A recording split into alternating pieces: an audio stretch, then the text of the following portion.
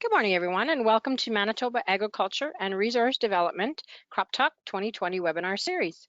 If you have any questions during the presentation, please type them into the questions section of the GoToWebinar menu, and we will answer them at the end of the presentations. This webinar is being recorded, and you will receive a link to the recording. Thank you. Thanks, Laurie. I'd like to welcome everybody to the May 27th edition of CropTalk. In today's Crop Talk, we're going to be covering a few topics. The first one being a lot of the peas that have been planted are up and going, so I thought it'd be a good time to look at assessing our stand as well as looking at proper ways of identifying staging. So Amir Farouk is going to be on, and he's one of our extension specialists, and he's going to talk a bit about that. From there, we're going to go on to a video that Dennis Lang has produced, and it's on the soap test for dried beans. And I thought it would be good to watch the video, and also a lot of the bean producers, or the dried bean producers in my area, kind of the southern part, are nicely just going to be starting to do that type of seeding. So I thought it'd be a good chance to put this on and get some of their the information out to them as well. And I'd like to welcome back our crop scouting panel. There's going to be about 7 questions, I think, that have come in over the past week, so we'll do our best to answer them and any other questions that may come on during the webinar. So with that, just a little bit of an update before we get going here. Surprising to still have to say this, but there's still some harvest happening. Most of it is, again, in the southern part of the region, and more kind of right around the number 2 highway. I think a lot of that crop is either going to be harvested or it's going to be burnt now. I see a lot more of it being burnt and destroyed over the last 3 or 4 days here as guys are seeding and combining at the same time. The warm weather and the strong winds have definitely let producers get into the field and make up some good progress in getting the crop planted. We've definitely jumped with percentages of crop in the ground as compared to last week. And with last couple of days, the wind has gone down a little bit, and producers have been able to get caught up on some of the spraying as well. I've definitely seen a lot of the burn off happening, and even we're starting to see some winter wheat and fall rye get sprayed.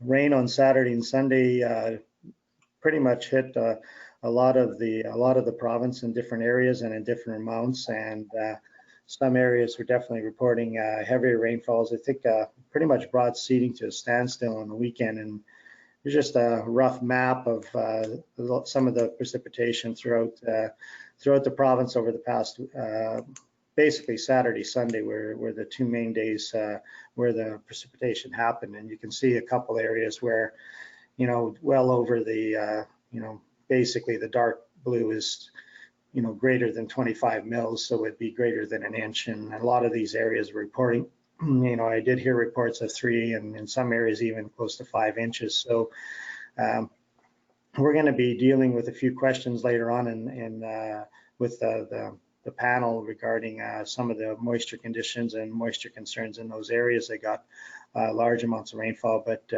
we definitely did get some areas got lots, and it's surprising some areas are still fairly dry. So it's interesting to see again how the year is starting off for us. Early seeded crops and cereals mainly the cereals are up, are starting to come up very good. A lot of them in the 1-2 leaf stage. We're seeing very little emergence problems so far. I've had very few calls. Might be getting some after the rain on the weekend, the pounding rain. We might see some crusting. When you look at where we are seeding as a province, we're still behind the 3-year average. But one of the good things we have on our side this year is the soil conditions are warm and moist, and everybody's kind of saying they're seeding into good moist conditions. And because of that, the crop is coming up fast. Last year we had a lot of crop in early, and it sat in the ground for a week to 2 weeks before it was coming through the ground good, and Now we're hearing it coming up in 5 to 6 days. So that's definitely something on our side, even though it's getting a little bit later. Seeding varies throughout the province, and that's mainly because of moisture conditions. And you see around the central and southwest around 55% complete. You get north of the park, they're about 80% complete. And then you look at the eastern interlake areas, they're about 80% complete as well. So the big area around the southwest is where, and the central areas where we're seeing producers that are struggling a little bit. And I guess the concerning part about that is some of those areas did receive those larger amounts of rainfall. MASC has updated this chart regarding seeding days and expected yields. And when you look at the line where we are right now, you can see that pretty much all the crop is still like 80% and higher for expected long-term average yields. So we still aren't too bad. And again, you know, I still go back to the fact that the crop is going to come out of the ground fast, and being that we could gain ourselves a few days and probably push this line backwards because of that, just the fact that the crop will be seeds will be out of the ground fast. So with that, I think I'll end my update today, and we'll turn it over to Amir, and Amir is going to talk about peas and staging.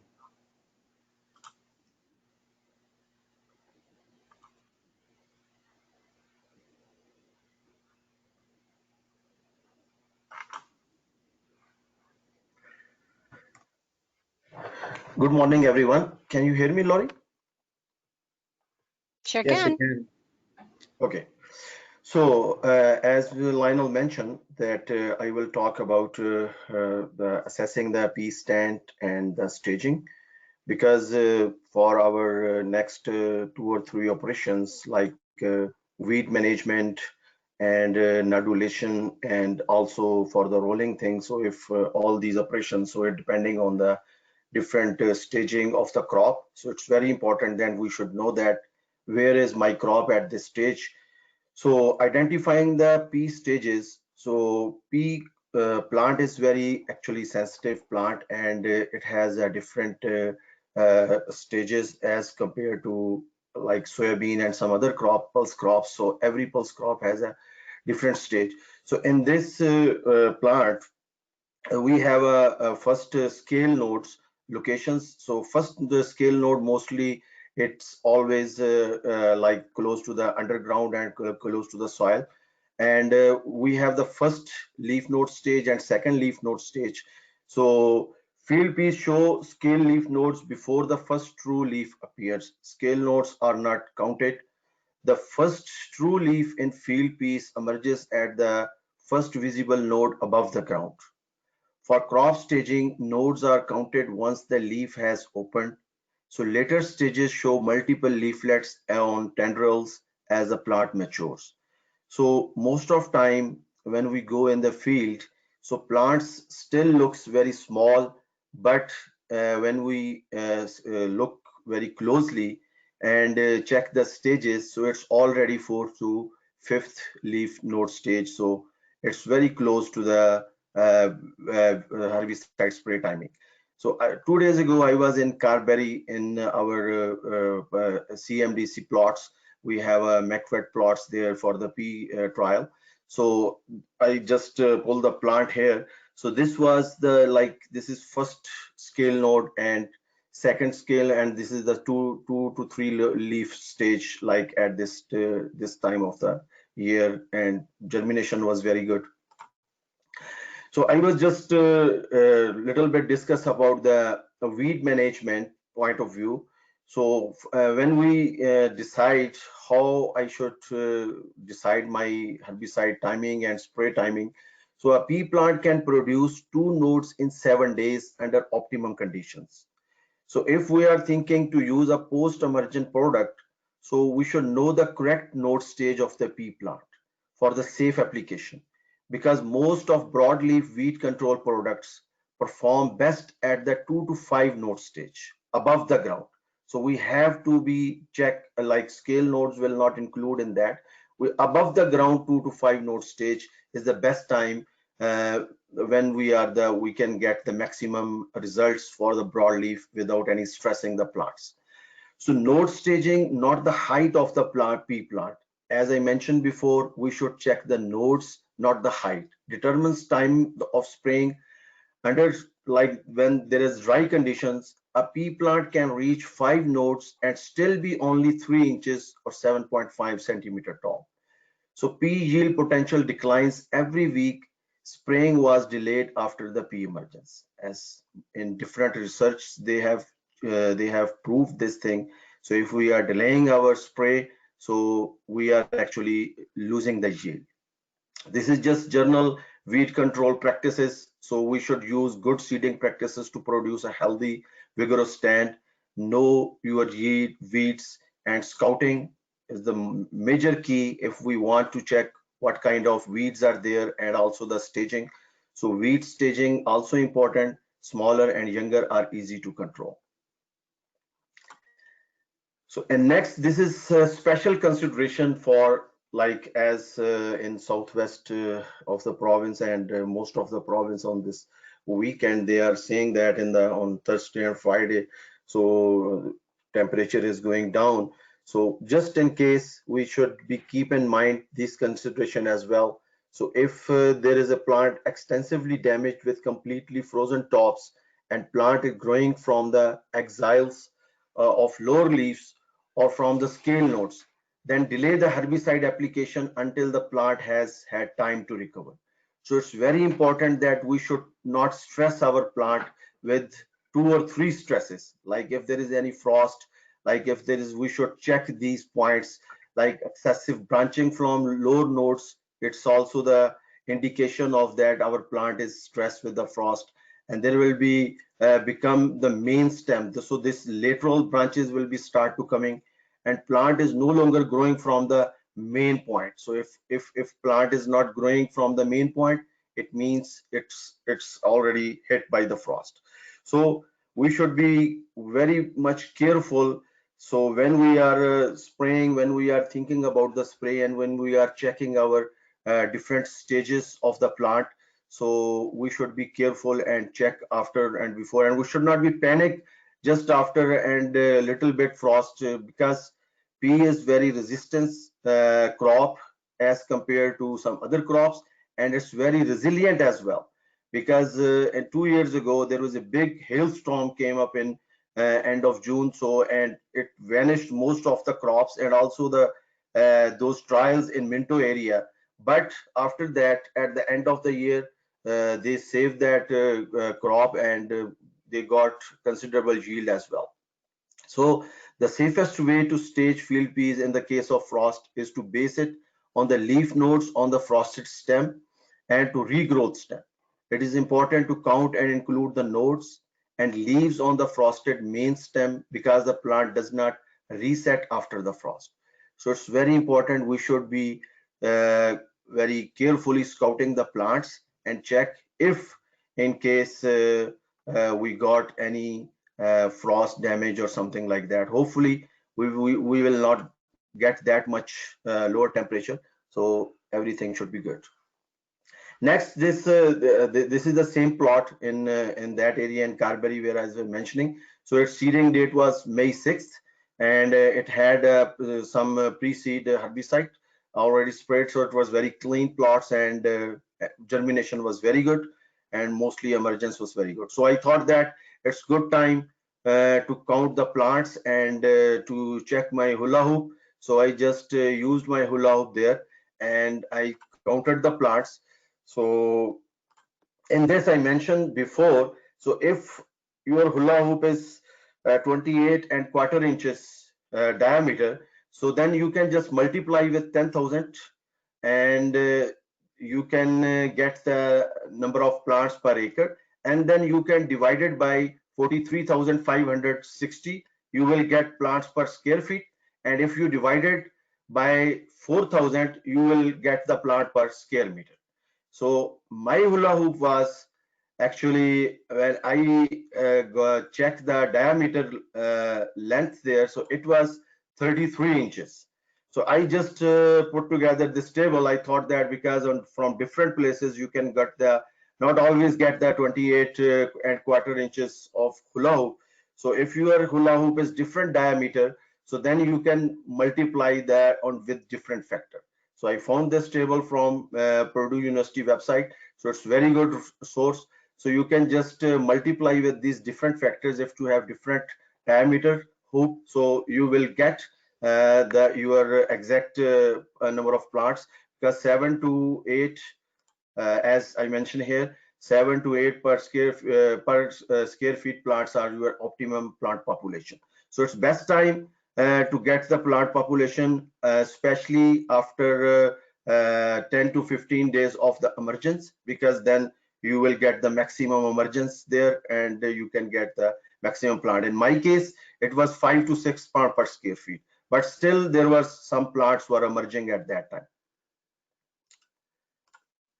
Next, I just thought that I should check if there will be any nodulation started. So I pull some plant, dig out some plants. So this is the major thing. If you are thinking to check the nodules, so you should dig with your shovel. And if you are pulling, you can actually breaking the roots. So I just checked so there is not much nodulation activity started. So I think it also will start from after 3 to 4 node stage, because most of those plots were 1 to 2 actually node stage at that time. So this is very good tool from I just checked this from this is 2020 Seed Lab and from Manitoba Pulse Growers Association website. So assessing your nodulation in the peas. So how we can assess our nodules. So just this is very good scorecard as a producer, as a agronomist. If we are going into the field, so we can just score our crop. If first of all, there are some scores. If we have check our plant growth and vigor, and then nodule color and number and nodule position. So if our plant is green and vigor, so we can put here 5 and 4, and then greater than 5 cluster of pink pigment nodules, so we can also put here, and then check the rest of this. If there is a less than 3 clusters of nodules or whitish greenish nodules, so we can just put 1 here. And the same thing with this all scorecard.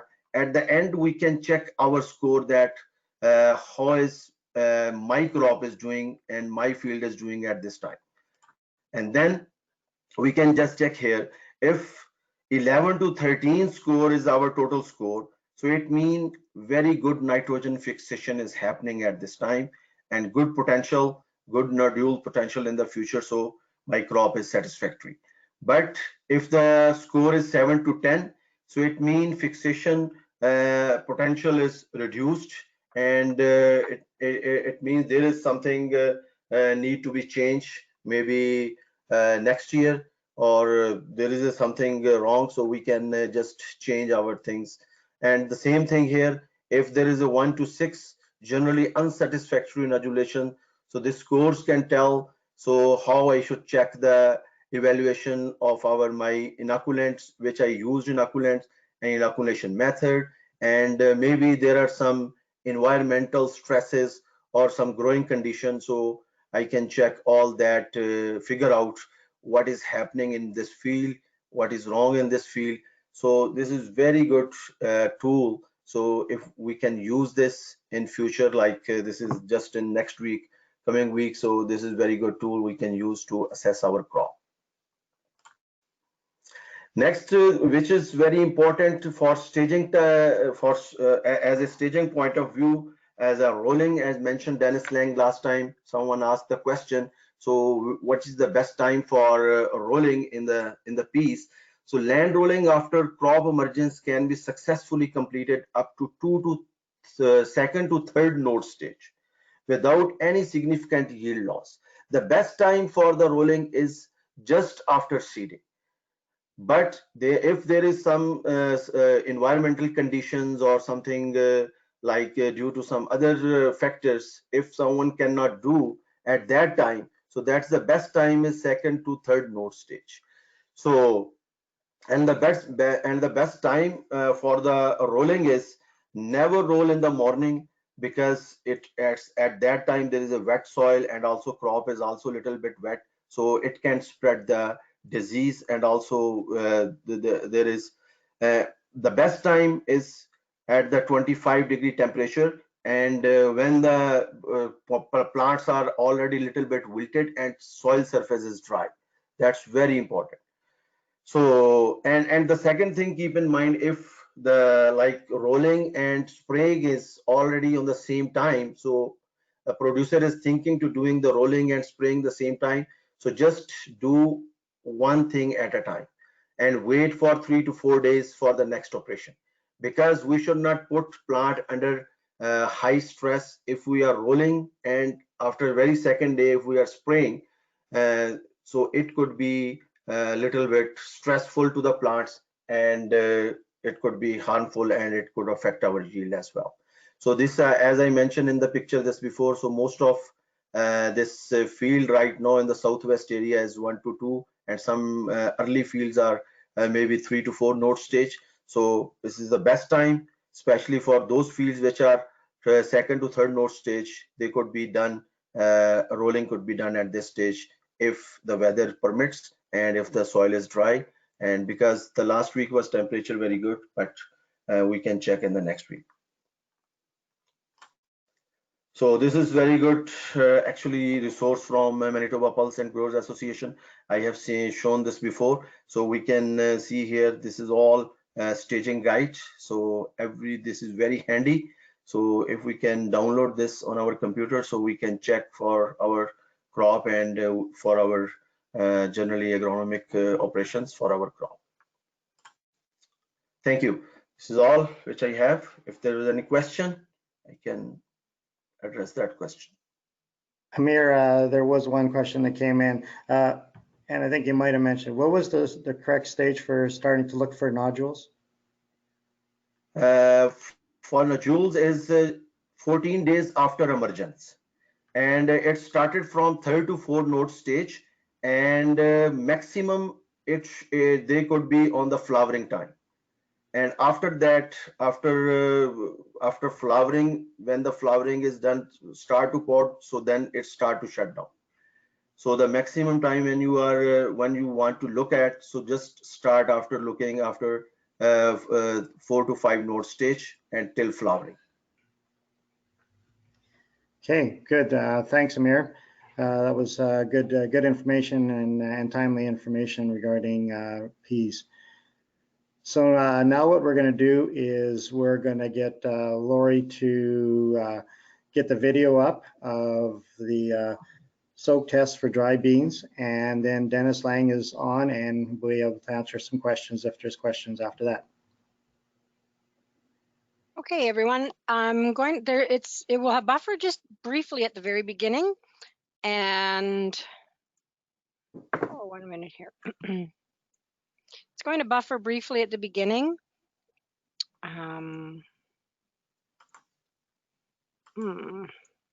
Lionel, can you accept to present your screen, please? Thank you.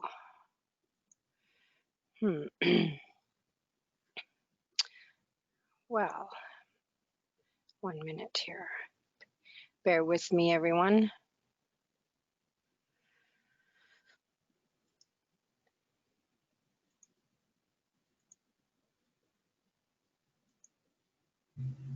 And it's a little quiet, and then it will be quite loud enough. So here we go.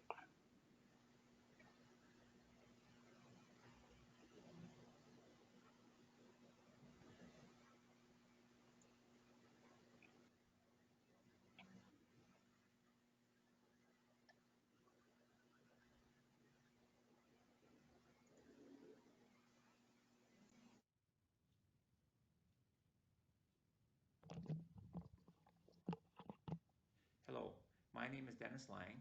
I'm the Provincial Pulse Specialist with Manitoba Agriculture and Resource Development. Today we're going to be doing a cracked seed coat test on some dry bean seed. The reason we want to do this test is we want to see if we have any damaged seed or high cracks. If you have high cracks in your seed, what you will see when the plant comes up is you'll see what's called a bald head. Let's have a look at what a bald head looks like. So this is what bald head would look like in the field. You can see by this image you have a short stumpy plant, does not have a true healthy growing point. What you would like to see though is something like this, where you have nice true leaves coming forward and the plant looks nice and healthy. If you have too many of these bald heads, what can happen is that these do not produce healthy plants. Thus, you have to consider this a non-plant and typically will not produce any significant yield. So you don't want too many of those in the field.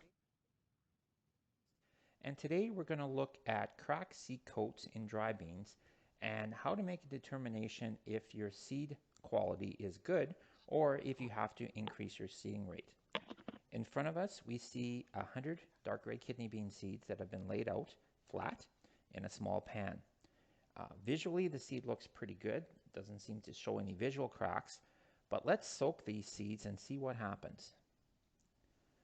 So now I've added water to this container and I'm going to let these beans soak for 2-3 minutes before I start looking at them really closely. But overall, you want to soak these beans for no more than 5 minutes. Within that 5-minute period, you will see all the cracks that show up. Now, when I quickly look in, the first thing I see is something like this. This particular seed, when you open it up, that's a full crack. That one there, we're going to pull out and we're going to set aside. We're going to look a little bit further in here and see what else we see. Now we're starting to see some hairline cracks. If you look here, ever so gently, and you can peel that little piece back here, that's the hairline cracks that I'm really looking for. And I'm going to pull all these out and start to see whether or not we're going to have a significant amount in here. So with this sample, I've been letting it soak for 5 minutes and gently swirling the seed back and forth. As I've been doing that, I've been looking for any seed that is cracked visually, and some are more pronounced than others. You can see here by some seeds here, they're split right in half, like this one here. And some are not as pronounced, but you can still see here that seed coat is just starting to come off like that. So I count all those up. I come up with 15%. So in this case, what this means is that the seed lot was fairly dry going in, and every time you handle that seed, whether it be at the cleaning plant, the treating plant, or just going into your seeding equipment, any rough handling of that seed will cause those cracked seed coats to increase. So if you do this just before planting, you have a pretty good idea of whether or not you need to increase your rate. In this particular case, I would increase my rate by 10 to 12% just to help compensate for the cracks that you see in the sample. If you don't do that and you just use the germination as your guideline, then what can happen is instead of having a plant stand of 75 or 85,000 plants in that range, you might be down to more like 50 or 45,000. And that becomes a real challenge when it comes to weed control and also getting good yields. So hopefully you find this helpful, and thank you for now.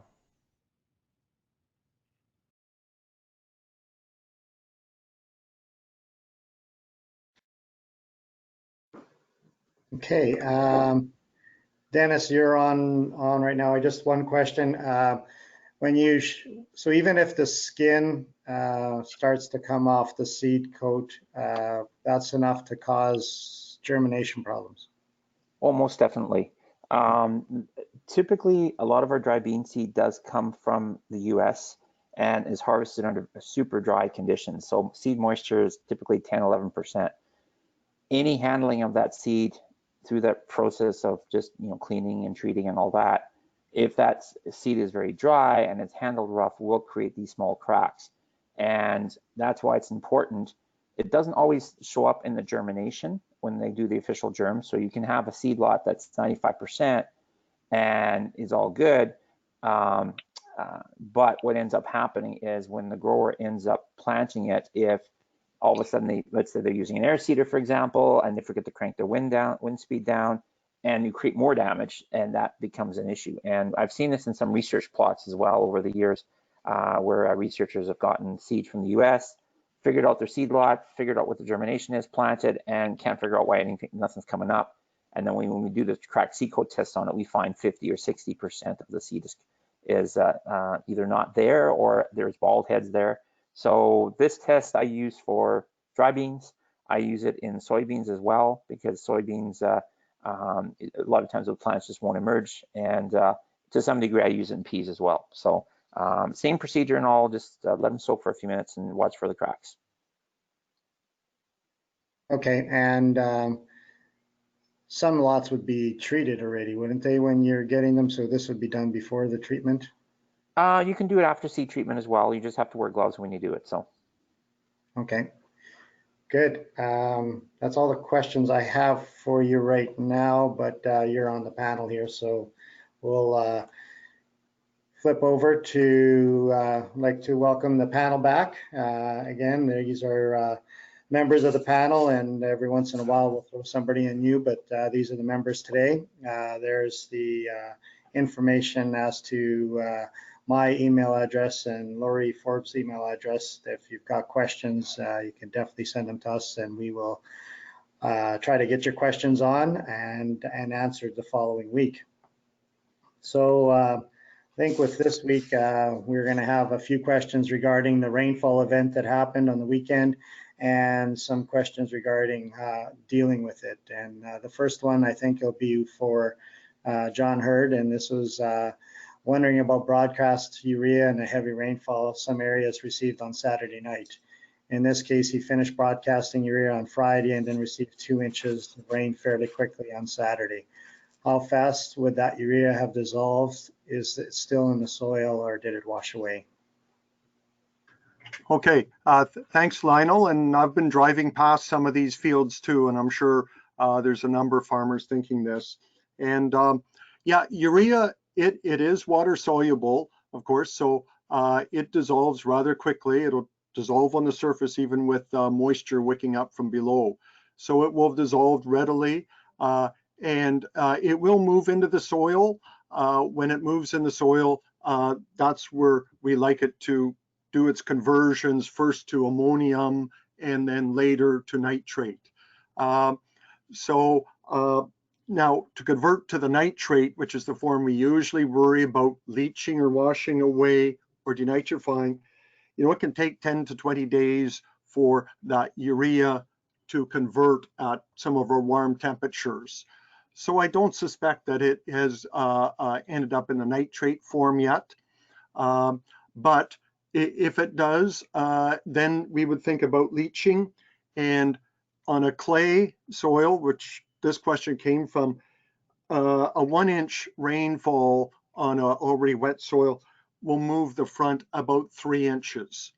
So at best, or at most, it could move the nitrogen to 6 inches deep on a clay.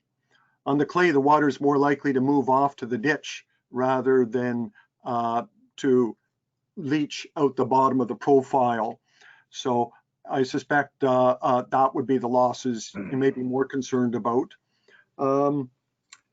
I don't know right now, you know, if you have your field in a situation like this, this is where you would say, this is why I invested in management practices to manage this. And that could be either in soil banded nitrogen, that tends to slow the conversion to the nitrate form, or the other case, you've used enhanced efficiency fertilizers with a nitrification inhibitor like DCD and Super U, or in trench, or maybe even the controlled release urea like ESN. The reason you have paid for those things is to prevent against wet weather losses. And if your fields look like this, that's what you can have. One little point before we go on, the real losses on clay soils are not due to leaching, it's due to denitrification. And under the warm temperatures we have now, if my field looks like your picture with standing water, you can be losing 2 to 4 to 6 pounds of nitrogen per acre per day. And so that's the loss that really empties the soil bank account, is standing water when the temperatures are warm. And I'll talk in another week or so how to assess how much more nitrogen you need to put on. So I'm going to kick that question down the road a week or two until the farmer here knows if he has a crop worth keeping. Okay, thanks, John. Carrying on with the wet conditions, I think this one could go to Ann and Dennis and Dane. Crop planted before the rain and hasn't emerged, might have germinated but hadn't come through the ground yet. How long could they survive standing water or waterlogged soils? And I guess the reason I mentioned the three of you is I'm thinking it could be a cereal, it could be canola, or it could be a pulse crop, and just if there's any differences between the crops. Thanks, Lionel. I'm not sure if Ann and Dennis want to chime in, but I'll start addressing the oil seeds here really quick.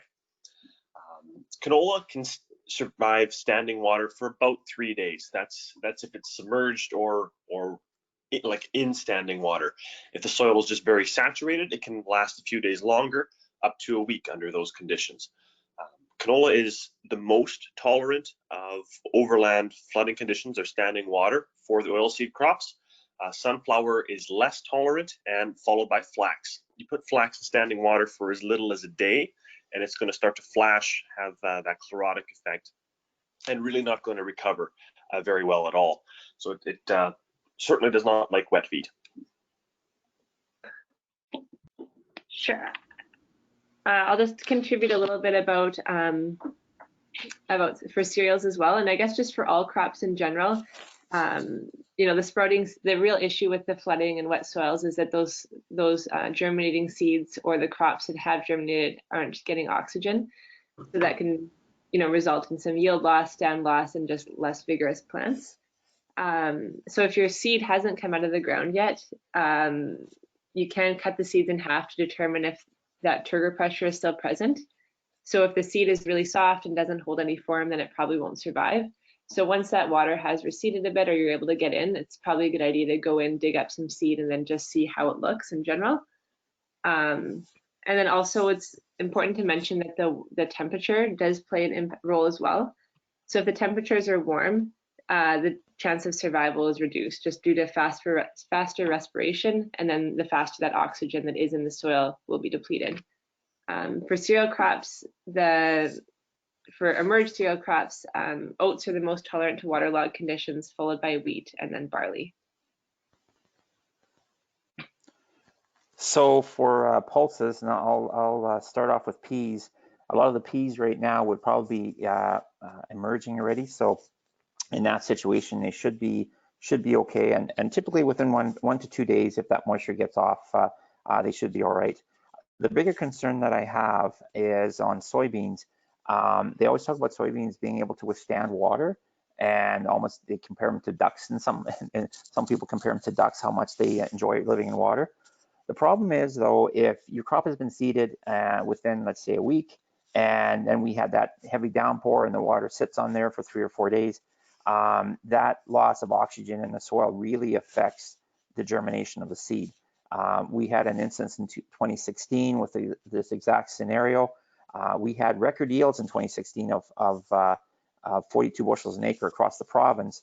But in the arm of Emerson Franklin, we were a bit later planting, and we ended up getting a lot of rain right after seeding, so the seed hadn't even emerged.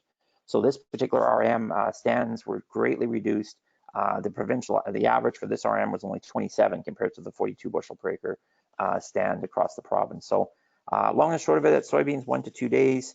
Anything more than that, you get into 3 or 4, even up to a week, you're going to have some substantial seed losses and stand losses. So you may want to reassess some of those fields if you got any excessive rainfalls. Okay, thanks, guys. The next part of this will go to Tammy, and Tammy, the question is, what happens to seed herbicide that was applied and you get something like this happening? So that's going to depend on a lot of different things. The soil texture, what the soil moisture was like beforehand, and then the herbicide itself, whether it's highly water soluble, what kind of soil absorption characteristics it has. So if it was already absorbed to the soil because it was maybe a little bit drier, then it would take longer for it to come back into soil solution and maybe less likely for it to move down the soil profile, whereas some that are already in soil solution, you would see more movement because they were already available for that leaching potential. And it really ranges on what you're going to see for water solubility. Something like trifluralin, super, super low as far as water solubility, so probably not a lot of chance for it to move down. Whereas if you get into something like metolachlor or atrazine, they're somewhat soluble. And so last year at Crop Diagnostic School, we did a fairly good demonstration that with 3 inches of rain in a downpour, you can definitely move your atrazine down the soil profile and see it reduce weed control and potentially hurt some of the crop. And there are some others that are even more water soluble. And the one that I'm thinking about that might be the most specific would be dicamba, which might be in your XtendiMax if you've done a pre-seed with Roundup Extend or Fexapan or something like that, then that dicamba is fairly water soluble and may have moved out. So what does that mean? Keep an eye on your fields, especially if you have a more water soluble herbicide, just to make sure you're not going to be able to somehow magically replenish that herbicide. So you're going to have to look at being in there and aware of whether you're getting some weed escapes and then timing that weed control based on those weed escapes. So there is some potential for movement, but it really varies. A more coarse soil as well. So a sandier soil, you're going to see more movement than you are in a clay. Okay, great. Thanks, Tammy. I think another question, and I think this is something that John heard mention, that there was some issues with fall rye and maybe winter wheat that him and Ann wanted to make a comment on. Okay, and I mentioned here that I've got an opinion on what's going on the fall rye, and we will, I guess I'll speak my piece first, and then Ann can follow up with what she's hearing also. So, I thought that crop was out of the woods. I thought we were done with it, but it seems that we've got people reporting some tougher looking stands right now. And I've got a little bit of this out at our crop school, which seems to be mimicking what we're hearing from out of the fields.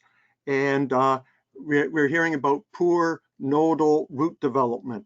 Now, in the plant, there's those roots that come from the seed and go below, but with a winter plant like winter wheat or rye, we're expecting roots to occur further up, coming from the crown, and some real poor development.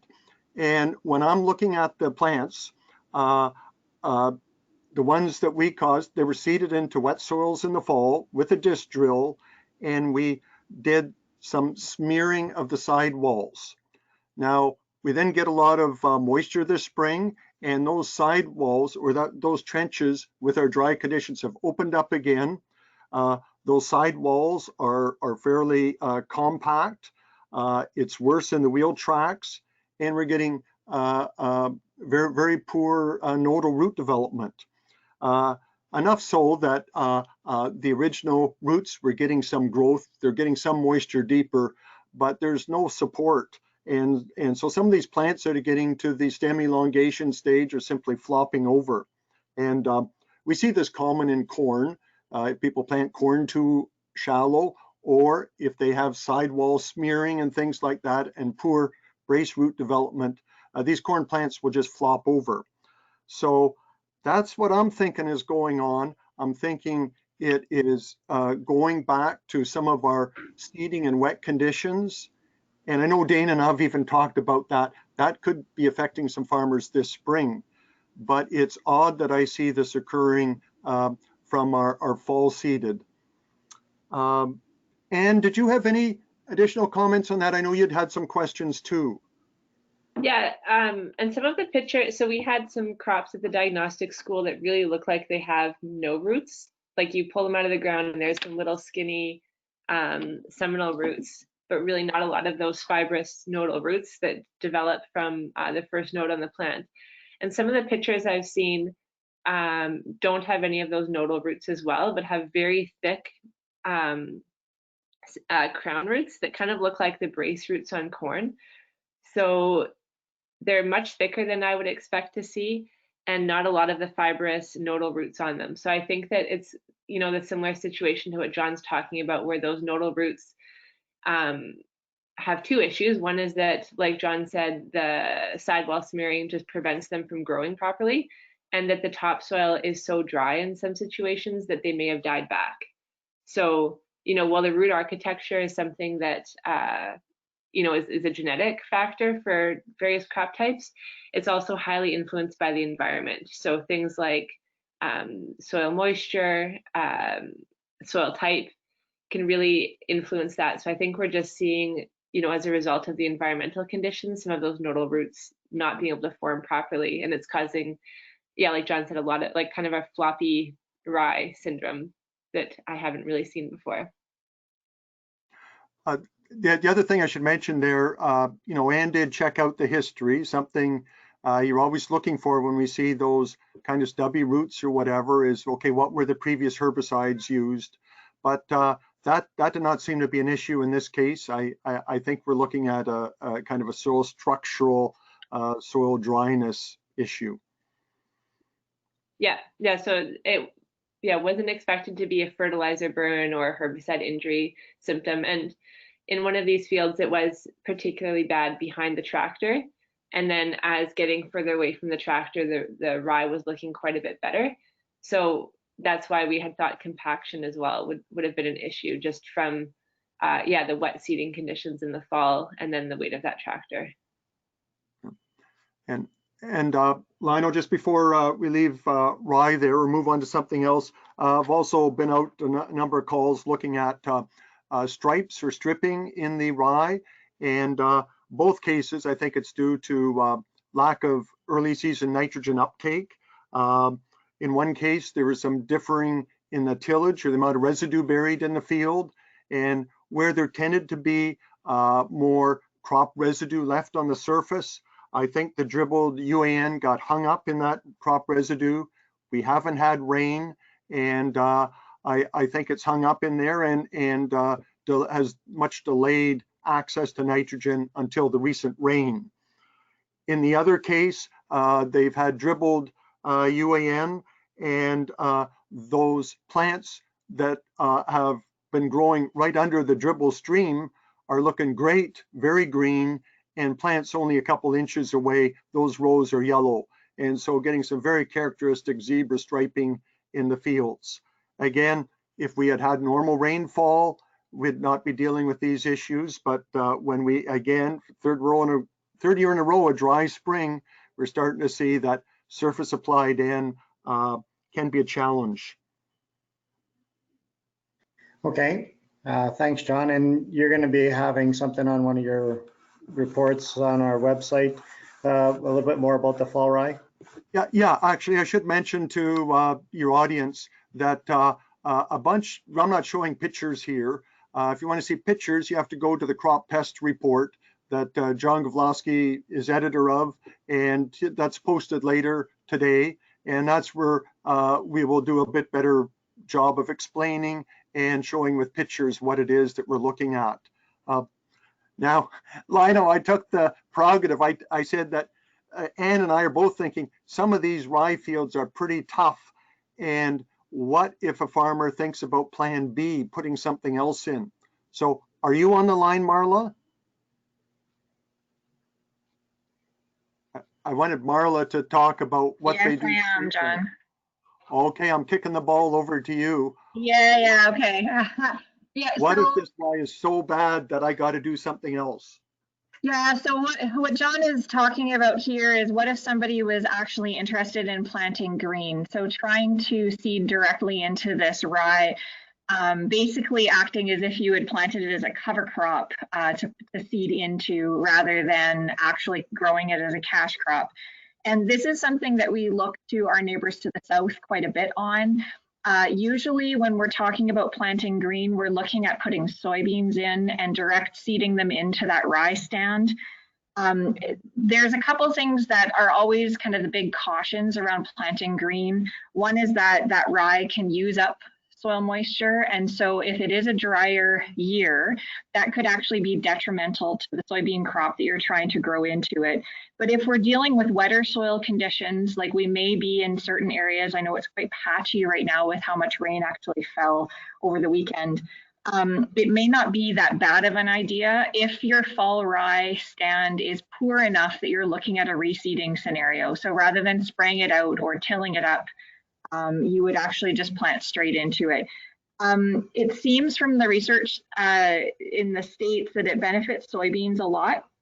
But there is some questions around corn because sometimes they're actually planting corn into it. General rule of thumb is to terminate that rye 2 weeks prior to planting corn into it because of the potential allelopathic effect of the rye. That being said, it seems like the jury's out on some of the research on whether or not there is that a long-standing allelopathic effect. I just wanted to mention though too, because in the US, this is not an approved practice for crop insurance purposes, planting directly into a cereal rye stand. I did talk to somebody from crop insurance this morning in preparation for this. And basically, if you're looking at a reseeding situation, you're going to have to do something anyway. It doesn't seem as if there's any major problems with having that next crop planted being an insurable crop, as long as all proper kind of management considerations were taken into effect. So if you're spraying out and you get a good kill on that rye, then you basically should be fine for looking at crop insurance, but you do want to maybe check with your crop insurance person before you make that decision. And really, if you're in a reseeding situation and it is a little wet, you might be in a better situation to just direct seed into it rather than having to terminate it ahead of time. So those are a few thoughts here. Okay, thanks, Marla. We'll flip on to the next question here. This one will go to Tammy Jones. Best way to control scouring rush. I had a producer in the Lauder area that has actually about 10 or 15 acres of this growing in his field, and he's having a real hard time trying to get it under control. And then the second part to the question is it the same as horsetail? And I threw a picture of horsetail in there too. So time machines are real popular this season, and so I expect everyone should invest in about 2 of them and go back in time. Scouring rush and horsetail are from the same family, not exactly the same plant, but similar. And when you're looking at 10 or 15 acres of either one of them, that's been a problem that's been developing for a really long time.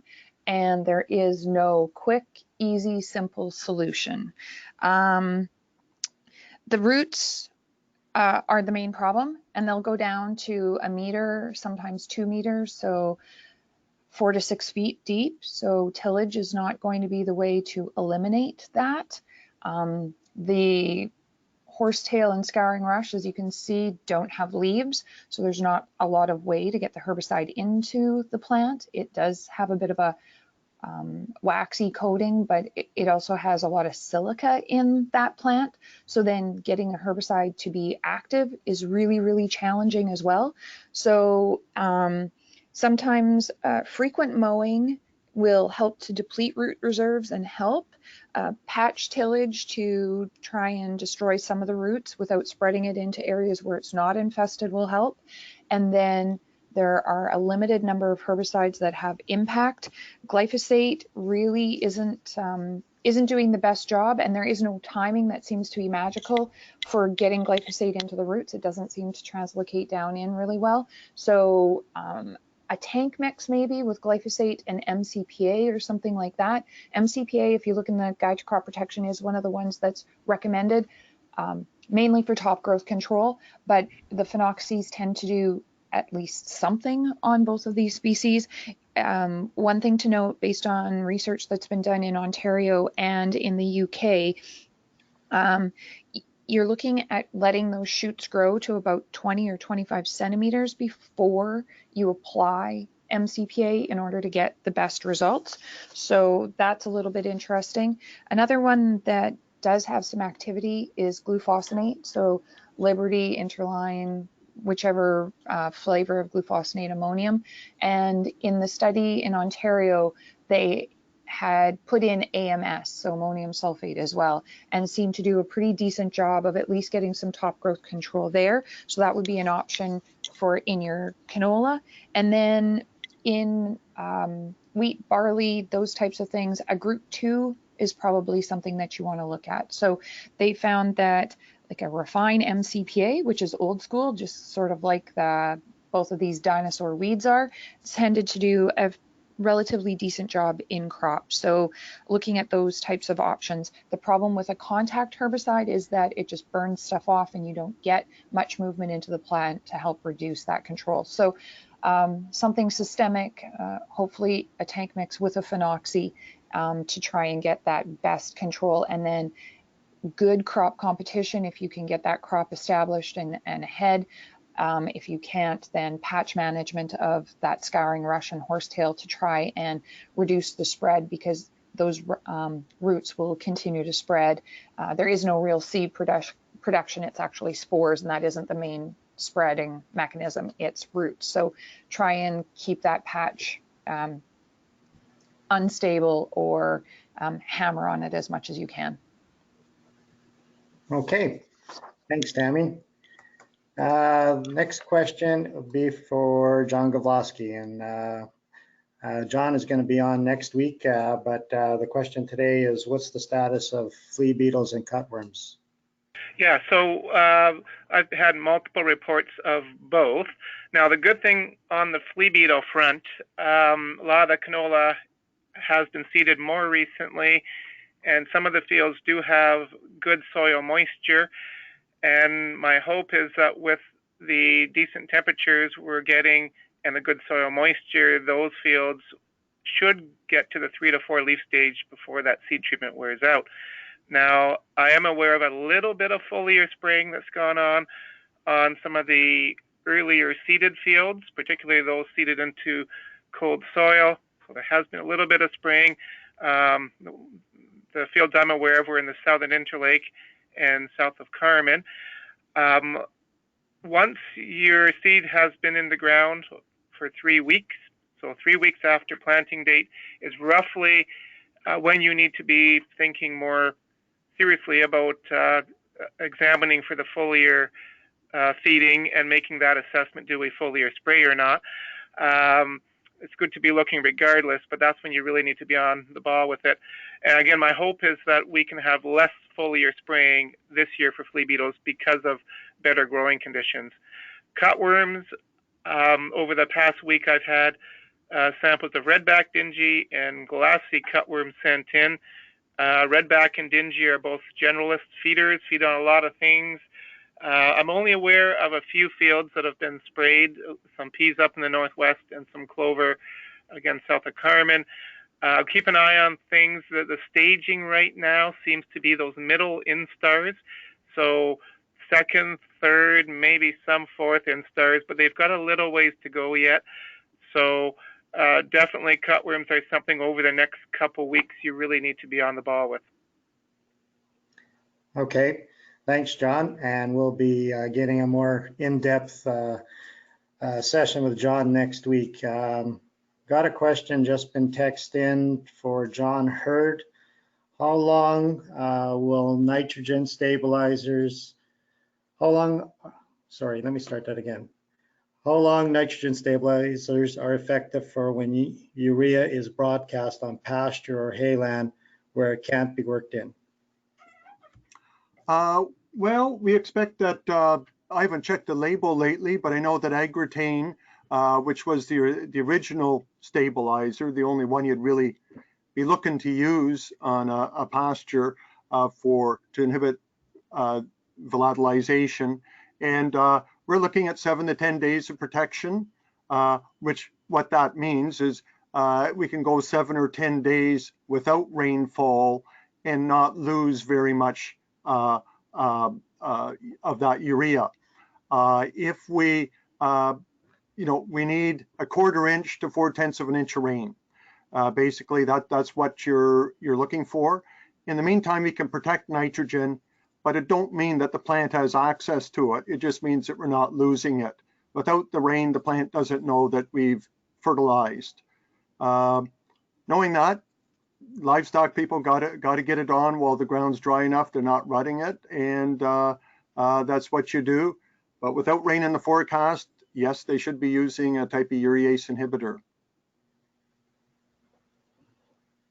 Okay, and I guess that was for that question. And I guess that draws an end to the questions for today. So once again, thanks to the panel for being involved. And like I mentioned before, we're into spraying season. So if you need a crop protection guide, make sure you stop by one of the offices and grab a book for this year. It's getting thicker every year. The seasonal crop reports are up, and this is what John mentioned that John Glyphosate helps put out, and there'll be information regarding the fall rye in this report, so go to our website for that information. And also other information as well regarding our weather stations, our weather forecasts, and things like that. Also the farm production extension specialists that are in helping you and working with you on a day-to-day basis. If you got questions, give any one of these people a call. There's one in your area, and if you have questions, they can help answer them for you or help get you information. Your crop advisor information, send that to Lori Forbes, and join us next week, June the 3rd, and we'll be looking at some insects with John Glyphosate.